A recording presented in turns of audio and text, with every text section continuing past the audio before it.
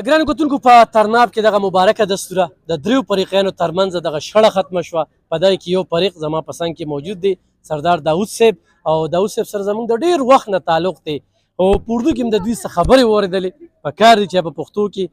تاسو ته هم ووږو او دا د سره شیر کړي او د دې نه عبرت واخلئ او داسې جرګمار یقینا چې دا د ستایلو دي. داود خان، نن څه احساسات هم دي، کومه خوشحالي محسوسوئ او دښمني څه څیز دی؟ السلام علیکم علف خان صاحب، ډیره مهرباني، شکریه ستاسو راتلو. بسم الله الرحمن الرحیم.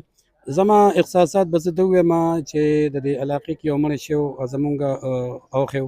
او الله پاک هغه روغه د جرګې مشرانو په طور باندې وکړه او ډیره په خوش اسلوبي شوه، ډېر په ښه طریقه وشوه، نه پکې بعد کې ډز دوز شوی دی، بل هېڅ هم نه دي شوي. نو ډېر خوشحاله یم چې الله پاک د مسایله او د دښمني ختمه کړه او مخکې نسل ته یو دا شی پاتې نه شو چې یاره زما زوی به راپاسي د بل زوی به وژني، بیا به راپاسي د بل زوی به وژني. زه به طور ستاسو د کیمرې په ستاسو په وساطت یو خبره کوم. تر ټولو ناول خبره خو زه دا کوم چې موږ به خپل بچې دا نه چې د آکسفورډ او د انګلینډ یونیورسټۍ ته لېږو، موږ به خپل بچې یا باقي مانده نسل دا به د اسلام په رو باندې هم روانو چې جومات ته ولېږو، سهار د جمع لی پاسو، په خپل هم پاسو، هغه نه قاریم جوړ کړو، هغه نه د دنیاوي تعلیم هم یو ډېر ښه کردار جوړ کړو. نو زه دا وایم چې موږ به خپله پښتوګانې پرېږدو. پښتو د اسلام نه اوچته نه ده، زمونږ چې کوم مذهب دی په هغې کې مافي ډېر غټ یو شی دی، الله پاک ته هم خوښ دی او په معاشره کې هم یو ډېر غټ مقام لري. نو خپلې پښتوګانې به پرېږدو، خپلې دښمنۍ به ختمې کړو. دنیا کم ځای ته ورسېده او موږ پښتانه پسې یو ډزه کوتکه کلاشینکوف. بل ستاسو د کیمرې په وساطت سره زه یو بله خبره کوم، دا خو دښمنو حواله سره ډېر الله رحم وکړو. زه دا یو شی وایم چې خپل بچي د هغه ماحول نه وساتئ. نن سبا آیس دی معاشره کې، بل شی دی بل شی، دغه آیس چې دا ماشومان اوس کی او د مونږ د مور او پلار پې نظر نی اچته یا ډزو کی کوتکو کی یا بل شو کی، د هغې آفټر آل امپیکټ په خاندانونو باندې پروزي. نو په خپل بچي سپیشلي دا خیال ساتل پکار دی چې دی چته ځي، د تعلیم نه چته ځي، د لما پیسې ورکړي چته ځي. او په خصوصي توګه باندې زه دا یو ریکویسټ پر کیمرې په وساطت کوم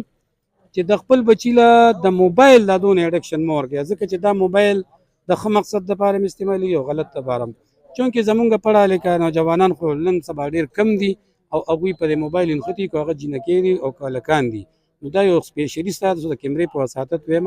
چې د موبایل احتیاط ډېر په استعمال ډېر په احتیاط پکار دی.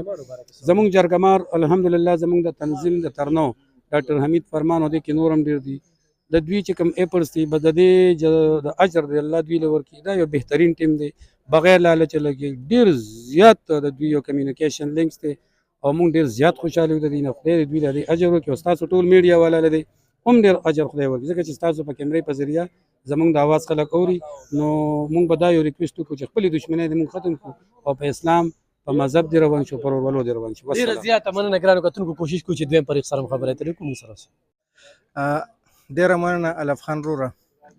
عزتمن شی. د نننۍ جرګې حوالې سره جي دا کومه جرګه چې وه دې کې زمونږ ډېر ګڼ شمېر مشران دي، هغوی په دې کې ډېرې هڅې کړې وې او بیا دې کې جي دا اصل کې دا روغه چې کومه وه نو دا په پارټس کې وشوه، ودن 3 پارټس کې وشوه جي، او دا تقریبا 9 میاشتې اویزانده وه. دغه 2 پارټیز سره د دوی کمپرومایز شو، 1 پارټي چې ونه هغه پاتې وه. د هغې نه بعد کې جي زمونږ مشر ایمل خان، زمونږ نور مشران، زمونږ ریټایرډ ایس پی زین خان جدون، د هغوی په کوششونو د هغوی په وینا باندې جي مونږ دې کې بیا قدم واغشته او دې روغه کې مخکې روان شو. الله پاک جي هغه هر څه دې حد ته راوستل چې نن دلته هغه خلک یو بل سره بغلګیر شو، یو بل ته مخامخ شو او په قرآن قسم باندې جي د هغوی هغه روغه راضینامه سرته ورسېده. او د ټوپک حوالې سره خو به جي زه دا ووایم چې ټوپک زمونږ د معاشرې دپاره، خاص کر د پښتون دپاره دا چې کوم دی دا یو ناسور دی. په لږه لږه خبره باندې چې کوم دی یو جنگ جدل جوړ شي او د علاقې معززین امایدینو له پکار دی هغوی ته دا زما یو ریکویسټ دی چې هغه خلک یکدم راپاسي او په کلي علاقه ویلیج کونسل یا د هغوی یونین کونسل وي، نو دوی له پکار دی چې دستي هغه خپل کردار په هغې کې ادا کړي او دا کم خبره چې جي دغه ته رسي، قتل مقتالې ته رسي، چې دا هغه ځای ته ونه رسي، ځکه چې بیا د هغې هغه ازاله ډېره ګرانه وي جي. او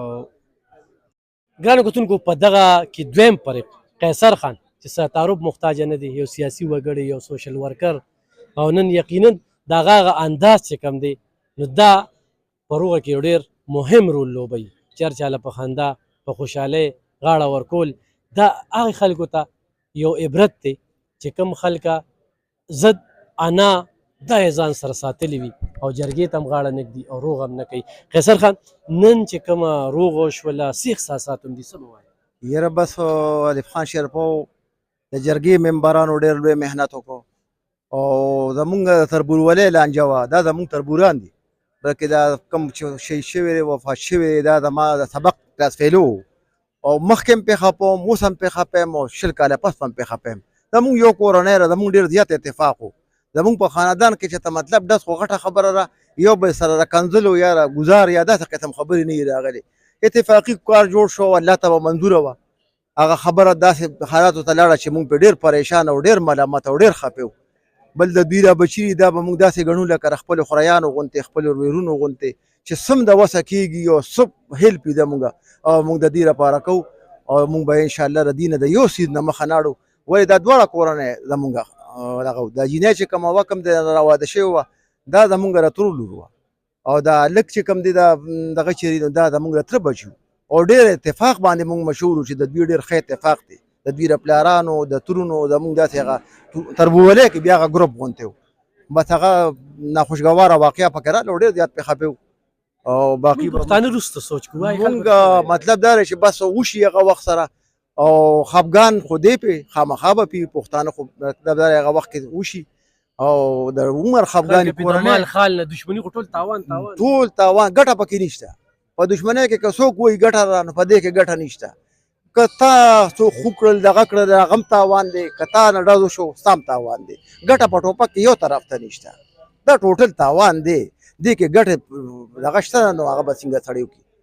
دا ټوپک ته دا ډز د تاوان شی دی دې کې ګټې څه نشته. ډېره زیاته مننه ګرانو کتونکو. ډاکټر خمیس صاحب فرمان صاحب د هغه ټول ملګري چې کوم دی یقینا د ستایلي چې 3 خاندانونه 3 کلي نن یې را یو ځای کړل او ډېر د خوشحالۍ محفل دی. یقینا